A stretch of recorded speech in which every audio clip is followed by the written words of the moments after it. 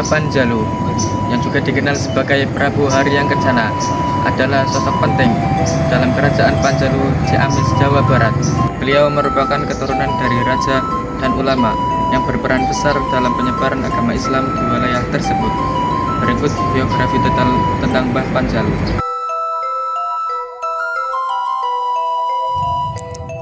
Mbah Panjalu memiliki nama asli Haryang Kencana. Beliau adalah putra dari Prabu Borosngora, raja pertama kerajaan Panjalu yang memeluk Islam. Prabu Borosngora sendiri merupakan keturunan dari Prabu Cakradewa. Dengan demikian, Mbah Panjalu memiliki garis keturunan bangsawan yang kuat dari kerajaan Panjalu. Menurut beberapa riwayat, Prabu Borosngora adalah seorang raja yang sakti mandraguna. Namun ayahnya Prabu Cakradewa khawatir akan kesaktiannya. Ia kemudian memerintahkan Prabu Borosngora untuk mencari ilmu sejati hingga ke Tanah Suci. Di sana, Prabu Borosngora bertemu dengan Sayyidina Ali bin Abi Thalib dan akhirnya masuk Islam. Setelah memeluk Islam, nama beliau diubah menjadi Syekh Abdul Iman.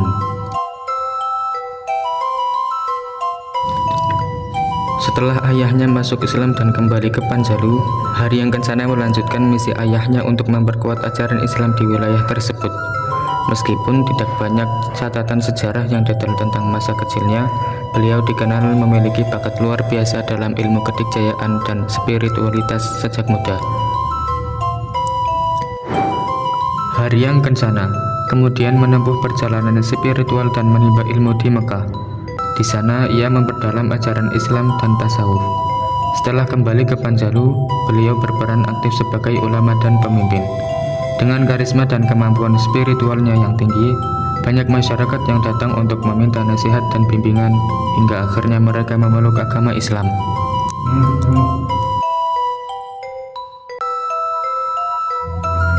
Makam Prabu Haryang Kencana terletak di sebuah pulau kecil bernama Nusa Gede yang berada di tengah Situlengkong, Panjalu.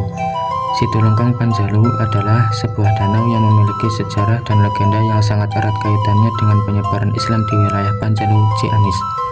Danau ini tidak terbentuk secara alami semata, melainkan dipercaya memiliki unsur supranatural. Berikut adalah sejarah dan legenda Situ Panjalu. Menurut cerita yang berkembang di masyarakat, Situlengkong tercipta dari air suci yang dibawa oleh Prabu Borosngora, ayah Mbah Panjalu Haryang Kencana. Dikisahkan, setelah Prabu Borosngora kembali dari Mekah dan memeluk agama Islam, ia membawa beberapa cenderamata dari Sayyidina Ali bin Abi Thalib, termasuk sebilah pedang, pakaian kebesaran, dan air Zam-Zam.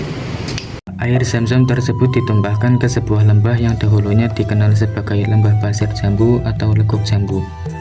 Secara ajaib, air tersebut meluap dan membentuk sebuah danau yang kini dikenal sebagai Situlengkong. Konon, beberapa tetes air yang berserakan saat ditumpahkan kemudian membentuk pulau kecil yang berada di tengah danau yang kini bernama Nusa Gede. Situlengkong Panjalu telah ditetapkan sebagai cagar alam oleh pemerintah kolonial Belanda pada tahun 1919.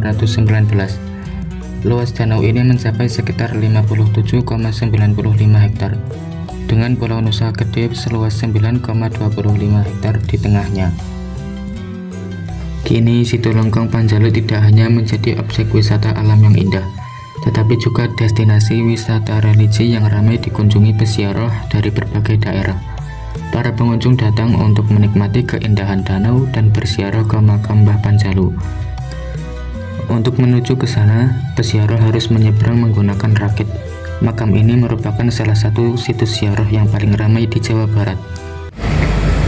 Di sekitar makam terdapat dua patung harimau yang dipercaya sebagai penjaga Nusa Gede. Harimau tersebut dikenal sebagai Maung Panjalu, yang terdiri dari Maung jantan Bongbang Larang dan Maung betina Bongbang Kancana. Kisah harimau ini sangat lekat dengan mitos dan legenda lokal.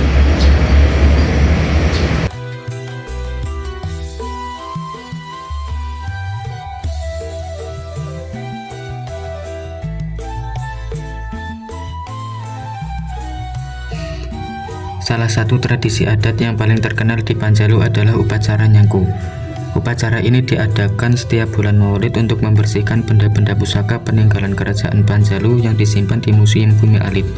Tradisi ini bertujuan untuk mengenang jasa para leluhur Panjalu, terutama Prabu Boros Ngora dalam menyebarkan Islam.